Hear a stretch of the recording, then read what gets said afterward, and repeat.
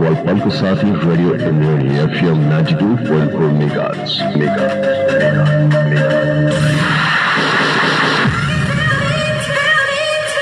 Always with you.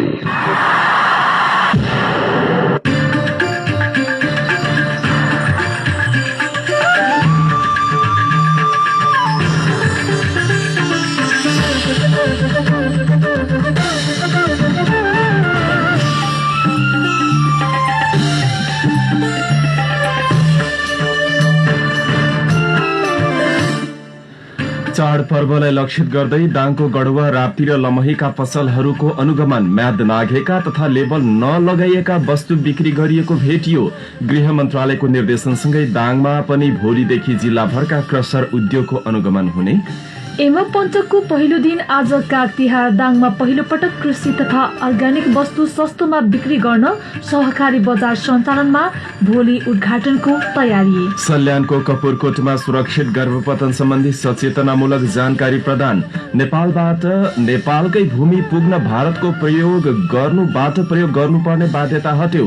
सड़क बनेसँगै कोइलाबास पुग्न अब निकै सहज।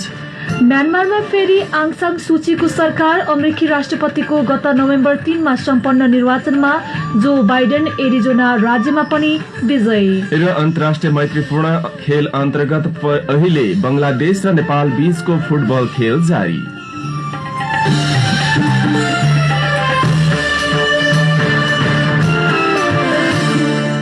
नमस्कार, इन्द्रेणी समाचारमा सहकर्मी कल्पनासँगै म छविको तपाईलाई हार्दिक स्वागत छ।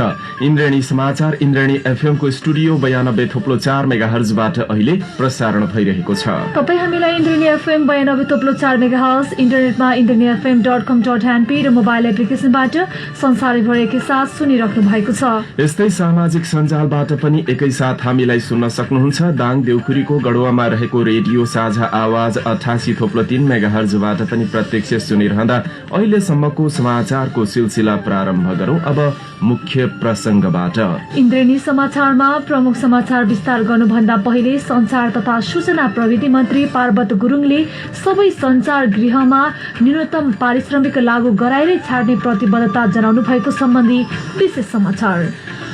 संचार तथा सूचना प्रविधि मन्त्री एवं सरकारका प्रवक्ता पार्वत गुरुङले सबै संचार गृहमा न्यूनतम पारिश्रमिक लागू गराएरै छाड्ने प्रतिबद्धता व्यक्त गर्नुभएको छ। आज नेपाल पत्रकार महासंघ साना लगानी मिडिया हक हित प्रवर्धन तथा संरक्षण समिति पदाधिकारीहरूसँगको भेटमा मन्त्री गुरुङले सो वचन दिनुभएको हो। मन्त्रालयको जिम्मेवारीमा आएदेखि नै संचार माध्यममा देखिएका समस्या र श्रमजीवीहरूले भोग्नु परेका समस्या समाधानका लागि काम गरिरहेको बताउँदै उहाँले अहिलेको अवस्थालाई भन्दा आगामी दिनमा थप आफू घनीभूत रूपमा छलफल र गृह कार्य गरेर अघि बढ्ने बताउनु भएको छ। मीडिया सञ्चालकहरू न्यूनतम पारिश्रमिक लागू गराउन सकारात्मक रहेको उल्लेख गर्दै उहाँले श्रमजीवीहरूले पनि आचार संहिता भित्र रहेको आफ्नो जिम्मेवारी पूरा गर्नुपर्ने आवश्यकता उल्याउनु भएको छ। कोभिड-19बाट संक्रमित संचारकर्मीहरूको सरकारले निशुल्क र प्राथमिकताका साथ उपचार गराउने प्रतिबद्धता पनि गर्नु भएको छ। महासंघले कोभिड संक्रमणमा परेका संचारकर्मीलाई निशुल्क उपचारको व्यवस्था गर्नुपर्ने, जिल्ला हुला कार्यालयलाई सक्रिय बनाएर पत्रकार परिचय प्रदान गर्नुपर्ने, नवीकरण अनलाइन दर्ता र नवीकरणसम्मको व्यवस्था गराउनुपर्ने माग संचार मन्त्री गुरुङ समक्ष राख्नु भएको थियो। समानुपातिक विज्ञापन प्रणाली लागू नहुँदासम्म स्थानीय र प्रदेश तहबाट उपलब्ध गराइने विज्ञापन समानुपातिक ढंगले वितरण गर्ने वातावरण मिलाउनु पर्ने र लोक कल्याणकारी विज्ञापन बापतको रकम दोब्बर बढ़ाउन पहल गरिदिन महासंघले आग्रह पनि गरेको छ।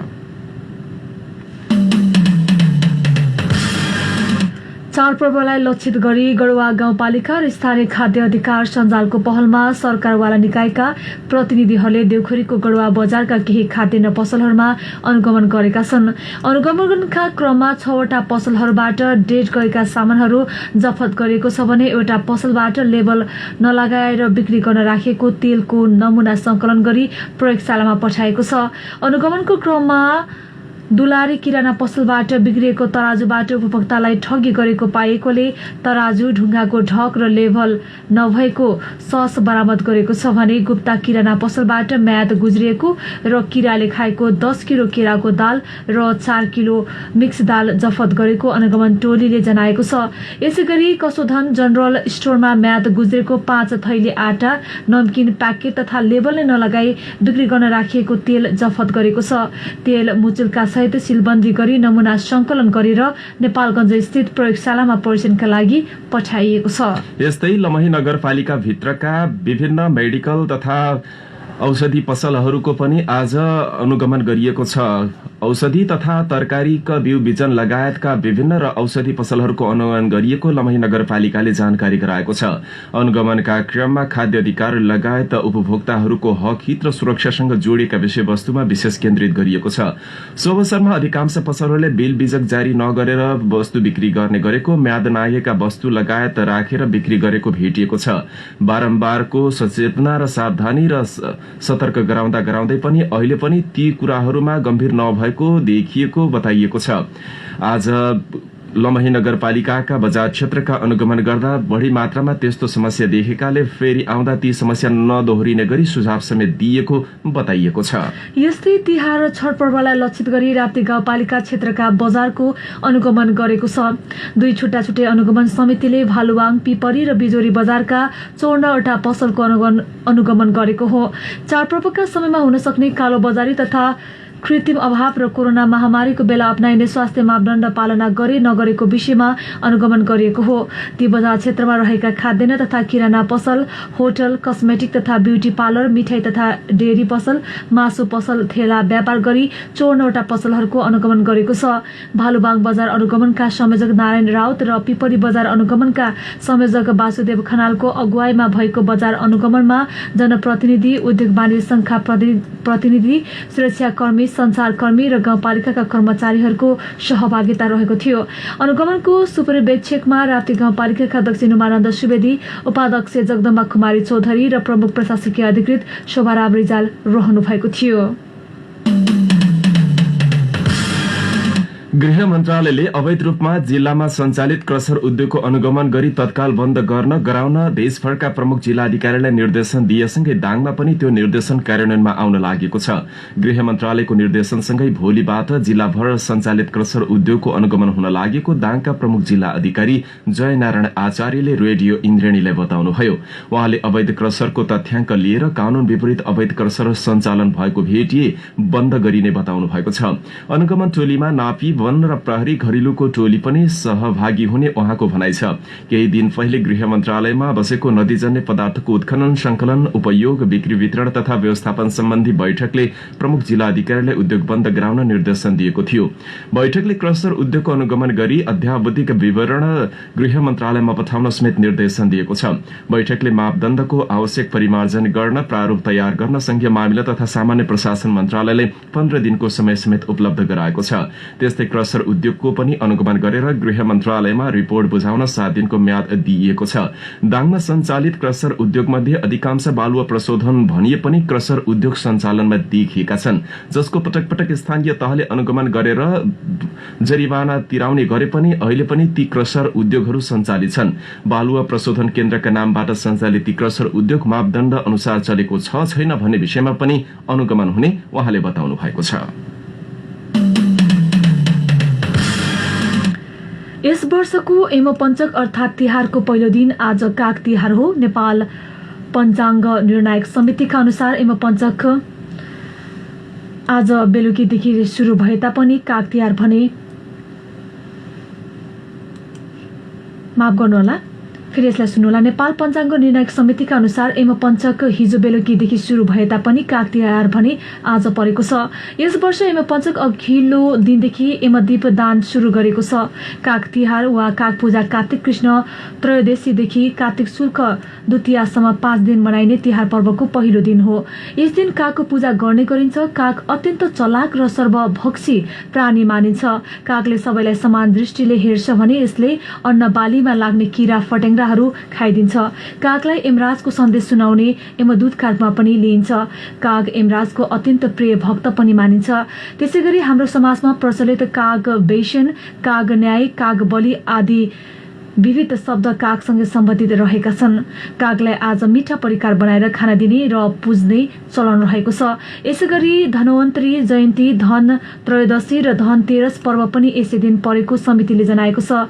यस्तै कार्तिक 29 गते बिहान नरक स्नान सहित कुकुर तिहार र बेलुकी लक्ष्मी पूजा परेको छ। दिउँसो 1:49 कार्तिक कृष्ण चतुर्दशी र त्यसपछि औँसी तिथि लाग्ने भएकाले शास्त्र सम्मत रूपमा पर्व सम्बन्धी निर्णय गरेको समितिले जनाएको छ। सायंकालमा औँसी तिथि परेका दिन लक्ष्मी पूजा गर्नुपर्ने शास्त्रीय वचन रहेको छ। नेपाल पञ्चाङ्ग निर्णायक समितिले स्पर्शको भाइटिकाको उत्तम साइत बिहान 11:37 रहेको बताएको छ। मङ्सिर 1 गते मध्याह्न कालमा टीका लगाउन बाधा नपरे पनि साइत खोज्नेका लागि मकर लगन, वृष नवमांस, अभिजित मुहूर्तको शुभ साइत दिएको छ।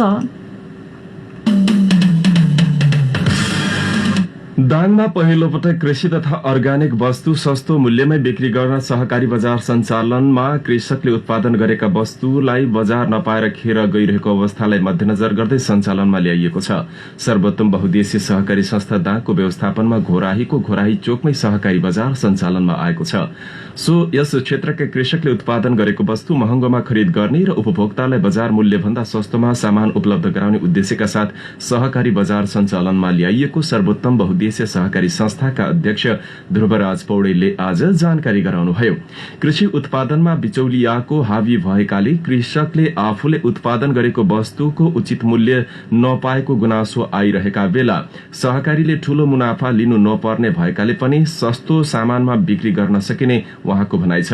सहकारी बजारको बारेमा जानकारी दिन आज घोराहीमा आयोजित पत्रकार सम्मेलनमा बजार सञ्चालनपछि कृषकले उत्पादन गरेका कृषि उपजको बजार र भाव पाउने विश्वास संस्थाले गरेको छ। सहकारी बजार सञ्चालनमा आएपछि बजार नपाएर खेतबारीमा कोहेर खेर गइरहेको कृषि वस्तुले बजार पाउने र कृषकले पनि अर्ग्यानिक ताजा वस्तु सजिलोसँग पाउने व्यवस्था गरिएको सहकारी बजार व्यवस्थापन प्रमुख माधव खनालले जानकारी दिनुभयो। कुल 1,43,68,428 रुपैयाँको लागतमा बजार सञ्चालनमा ल्याइएको छ। यसैबीच सहकारी बजारको भोलि भूमि व्यवस्था, कृषि तथा सहकारी मन्त्रालय लुम्बिनी प्रदेशकी मन्त्री आरती पौडेलले विधिवत रूपमा उद्घाटन गर्ने कार्यक्रम रहेको पत्रकार सम्मेलनमा जानकारी गराइएको छ। सल्यानको कपुरकोटमा गर्भपतनका क्रममा आउन सक्ने जोखिम, समस्या समाधान लगायत सुरक्षित गर्भपतन सम्बन्धी सचेतनामूलक जानकारीहरू प्रदान गरेको छ। महिला स्वास्थ्य स्वयंसेविका, स्वास्थ्य कर्मीहरू र स्थानीय युवा युवतीहरू लगायतलाई आज अभिमुखीकरण गरिएको हो। कपुरकोट गाउँपालिकाको समन्वय र भिजिबल इम्प्याक्ट नामक संस्थाको आयोजनामा भएको कार्यक्रममा प्रशिक्षक तथा हेल्थ असिस्टेन्ट चरित्र उपाध्यायले यौन तथा प्रजनन स्वास्थ्य तथा अधिकार सम्बन्धी पनि जानकारी प्रदान गर्नुभएको थियो। कार्यक्रममा महिलाको मञ्जुरीमा कानूनले मान्यता दिए अनुसार सूचीकृत स्वास्थ्य कर्मी वा नर्सद्वारा सूचीकृत स्वास्थ्य संस्थामा गर्भपतन भएमा मात्रै सुरक्षित गर्भपतन मान्न सकिने जानकारी गराएको थियो। प्रशिक्षक उपाध्यायले महिलाको इच्छा विपरीत जबरजस्ती तथा मान्यता प्राप्त स्वास्थ्य संस्था र स्वास्थ्य कर्मी बाहेकले गर्भपतन गराउनु दण्डनीय रहेको उल्लेख गर्नुभएको छ। यस्तै उहाँले लिङ्ग पहिचान गरी र कानूनी मापदण्ड बाहिर रहेर गर्भपतन गराउन नहुने बताउनु भएको हो। अभिमुखीकरण कार्यक्रममा कपुरकोट गाउँपालिकाका निमित्त प्रमुख प्रशासकीय अधिकृत अरुण दाहालले असुरक्षित गर्भपतनको अवस्था आउन नदिनका लागि परिवार नियोजनका साधनहरूको पहुँचमा वृद्धि गर्नुपर्नेमा जोड़ दिनुभएको छ। नेपालबाट नेपालकै भूमि नभएर भारतको बाटो प्रयोग गर्नुपर्ने बाध्यता अब हटेको छ। लमहीबाट 80 किलोमिटर टाढा रहेको कृष्णनगरबाट भारतको बाटो हुँदै नेपालकै कोइलाबास पुग्ने गरेका त्यहाँका नागरिकलाई अहिले लमहीबाट बढीमा 45 मिनटमै आफ्नो वासस्थान पुग्ने भएका छन्। बाटो नहुँदा सधैँ भारतको बाटो प्रयोग गर्नुपर्ने दाङ गढवा गाउँपालिका 8 कोइलाबासका स्थानीयलाई अब त्यो दुःख हटेर गएको छ। सड़क बनेसँगै भारतको बाटो हिँड्नुपर्ने दिनको अन्त्य मात्रै नभई लमही र कोइलाबासको दूरी समेत सड़क सञ्जालले नजिक बनाइदिएको गढ़वा गाउँपालिका वडा नम्बर 8 का वडाध्यक्ष सद्दाम सिद्दिकीले बताउनुभयो। झण्डै 4 वर्ष अघिबाट शुरू भएको सड़क निर्माण कार्य 1.5 महिना अघि सम्पन्न भएको हो। लमहीबाट कोइलाबाससम्मको 33 किलोमिटरको दूरी पार गर्न लमहीबाट बढीमा अब 45 मिनटमै सहजै कोइलाबास पुग्न सकिने भएको छ। कालोपत्रे भएसँगै आवागमनको बाटो सहज भएको हो। यसअघि लमहीबाट कृष्णनगर 80 किलोमिटरको यात्रा गरेर भारत हुँदै कोइलाबास पुग्नु पर्थ्यो।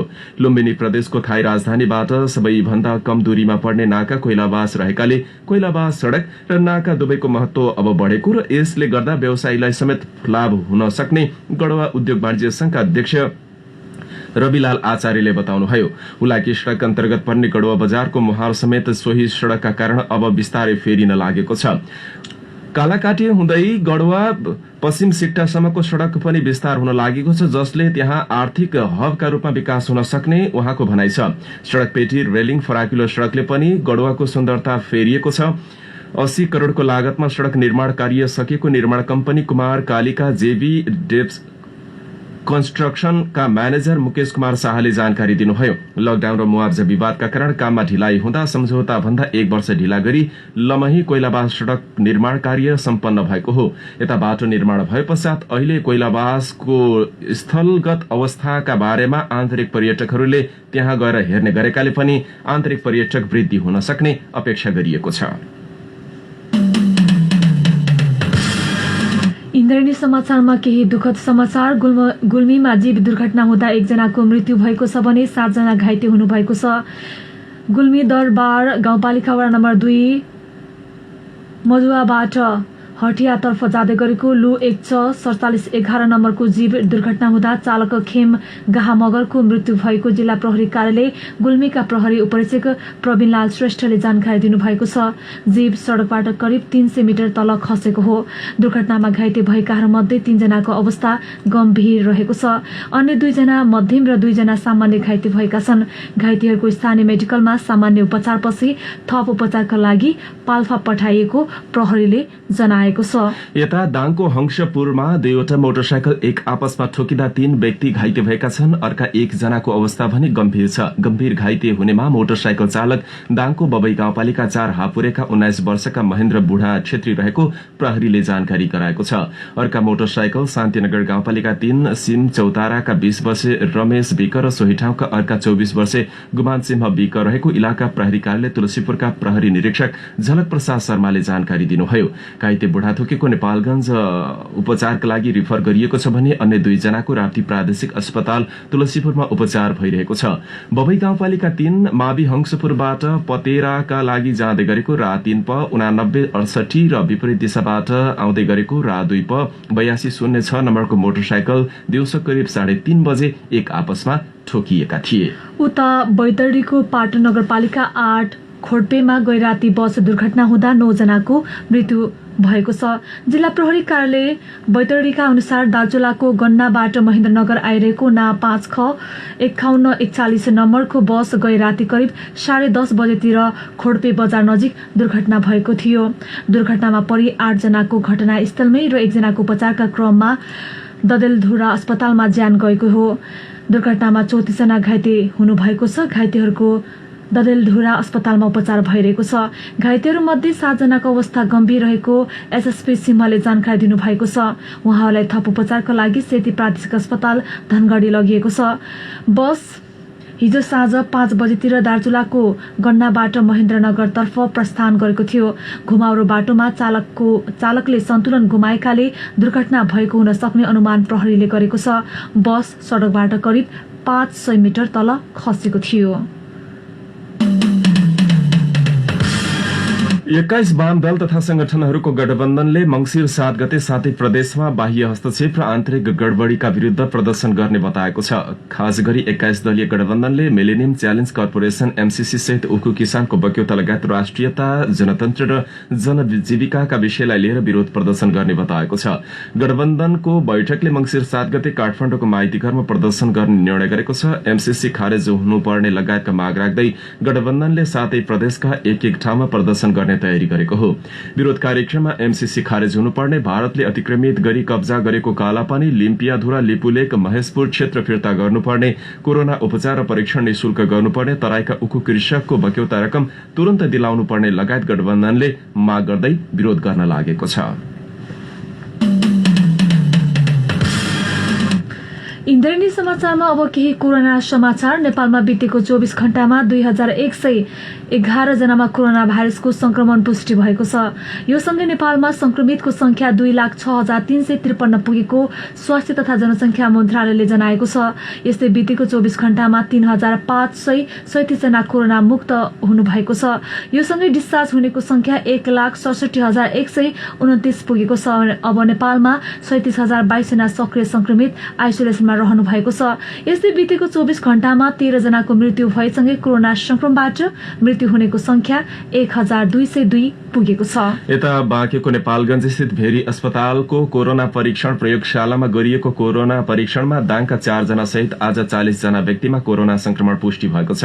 अस्पतालले जारी गरेको सूचना अनुसार दाङका 4 मध्ये घोराही उपमहानगरपालिकाका 2 जना र तुलसीपुर उपमहानगरपालिकाका 2 जना रहेका छन्। यसैगरी अन्य संक्रमितहरू बाँकेका 17, बर्दिएका 14, जुम्ला, कैलाली, सिराहा, अछाम, सल्यानका 1-1 जना रहेका छन्। बितेको 24 घण्टामा 104 जनाको नमूना परीक्षण गर्दा 40 जनामा कोरोना संक्रमण पुष्टि भएको पनि अस्पतालले जनाएको छ। यता दाङको राप्ती स्वास्थ्य विज्ञान प्रतिष्ठानमा संकलित नमूना परीक्षण हुन सकिरहेको छैन। बीटीएम लगायत अन्य परीक्षणका लागि चाहिने किट अभावका कारण परीक्षण हुन नसकेको अस्पताल प्रशासनले जनाएको छ। जिल्लाका विभिन्न पालिकाबाट संकलित तथा फिभर क्लिनिकबाट संकलित स्वाब परीक्षण गर्नुपर्ने भए पनि 2 दिनदेखि परीक्षण हुन नसकेको अस्पतालले जनाएको छ, जसका लागि किट माग गरिएको र चाँडै नै परीक्षण गरिने अस्पतालको भनाइ छ। नेपाली कांग्रेस केन्द्रीय कार्य समितिको बैठक जारी छ। पार्टी मुख्यालय सानेपामा शुरू भएको बैठकमा कांग्रेसले देशभरका क्रियाशील सदस्यहरूको पछिल्लो विवरण केन्द्रमा पठाउने विषयमा छलफल भइरहेको बताइएको छ। यसैगरी पार्टीका समानुपातिक तर्फबाट निर्वाचित हुनुभएका संघीय सांसद सूर्यबहादुर केसीको निधनपछि रिक्त भएको ठाउँमा पठाउने नामको पनि कांग्रेसले आज टुङ्गो लगाउने तयारी गरेको छ। केही महिना अघि मात्र नेपाली कांग्रेसमा प्रवेश गर्नुभएका रापरपा नेता सुनिल थापासँगै पार्टीमा प्रवेश गर्नुभएका सदस्यहरूको जिम्मेवारी र साङ्गो पाङ्गो एकताको विषयमा पनि आजको बैठकमा छलफल भइरहेको नेपाली कांग्रेस पार्टी सचिवालयले दिएको छ। क्रियाशील सदस्यता र पछिल्लो पटक सभापति शेरबहादुर देउवाले पार्टीको विभाग गठन गरेको विषयलाई लिएर नेपाली कांग्रेसभित्र पनि विवाद कायमै रहेको छ। यस विषयमा वरिष्ठ नेता रामचन्द्र पौडेल समूहले देउवाको कार्यशैलीको विरोध समेत गर्दै आउनु भएको छ। यता सत्तारूढ नेपाल कम्युनिस्ट पार्टी नेकपा सचिवालय बैठक शुरू भएको 40 मिनटमै सकियो। प्रवक्ता नारायण काजी श्रेष्ठले दिनुभएको जानकारी अनुसार आजको बैठकमा नेकपाका बहुमत सचिवालय सदस्यहरूले बैठकका लागि बुझाएको पत्र, त्यसपछि प्रधानमन्त्री केपी शर्मा ओलीले बहुमत सचिवालय सदस्यलाई पठाएको पत्र र ती सबैलाई समेटेर अध्यक्ष पुष्पकमल दाहालले तयार पारेको प्रतिवेदन पेश गरिएको छ। ती सबै अध्ययन गरेर मंसिर 3 गते अर्को बैठक बस्ने निर्णय भएको प्रवक्ता श्रेष्ठले पत्रकार सम्मेलन मार्फत जानकारी गराउनुभयो। प्रधानमन्त्री निवास बालबाटारमा बसेको बैठकमा बहुमत सचिवालय सदस्यले केन्द्रीय कमिटिको बैठक अघि थाई कमिटिको बैठक बोलाउनु पर्ने माग गर्ने तयारी यसअघि गरिसक्नु भएको थियो। यसैबीच नेपाल कम्युनिस्ट पार्टी नेकपाका वरिष्ठ नेता माधव कुमार नेपालले पार्टीको निर्णयलाई सबैलाई स्वीकार गर्ने प्रतिबद्धता भए पार्टीभित्र देखिएको समस्या समाधान हुने टिप्पणी गर्नुभएको थियो। इन्द्रेणी समाचारमा अब केही अन्तर्राष्ट्रिय समाचार। म्यानमारको सत्तारूढ नेशनल लीग फर डेमोक्रेसीले फेरि सरकार गठनको म्यान्डेट पाएको छ। गत आइतबार सम्पन्न निर्वाचनको जारी मतगणनामा आङ सान सुचीको पार्टी नेशनल लीग फर डेमोक्रेसीले 346 सिट हासिल गरेको छ। म्यानमारमा सरकार गठनका लागि 322 सिट आवश्यकता पर्दछ। 50 भन्दा बढी सिटको मतगणना बाँकी रहँदै स्पष्ट बहुमत पाइसकेका कारण नेशनल लीग फर डेमोक्रेसीले म्यानमारमा फेरि सरकार गठन गर्ने बीबीसीले जनाएको छ।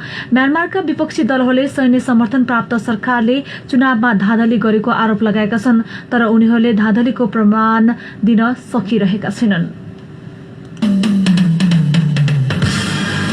अमेरिकी राष्ट्रपतिको गत नोभेम्बर 3 सम्पन्न निर्वाचनमा डेमोक्रेटिक पार्टीबाट राष्ट्रपतिका प्रत्याशी जो बाइडेन एरिजोना राज्यमा पनि विजय हुनुभएको छ।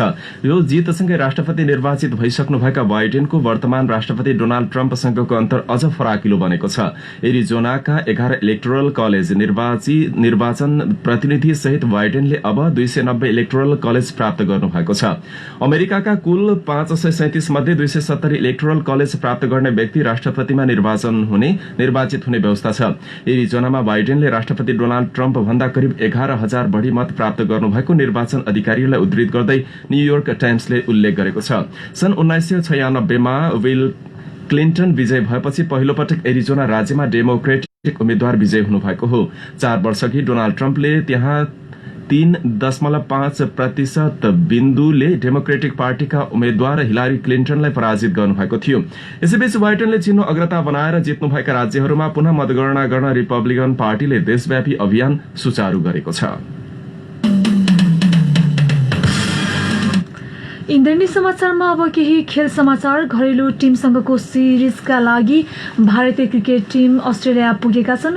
अस्ट्रेलिया विरुद्धको सिरिजका लागि भारतीय टिम दुबईबाट सिडनी पुगेका हुन्।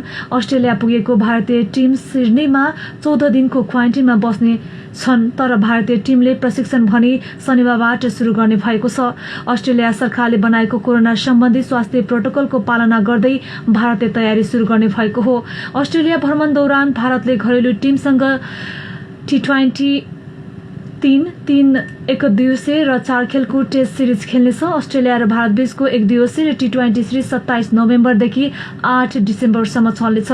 टेस्ट सिरिज भने 17 डिसेम्बरबाट शुरू हुनेछ, तर कप्तान विराट कोहलीको पहिलो टेस्ट मात्र खेल्नुहुनेछ।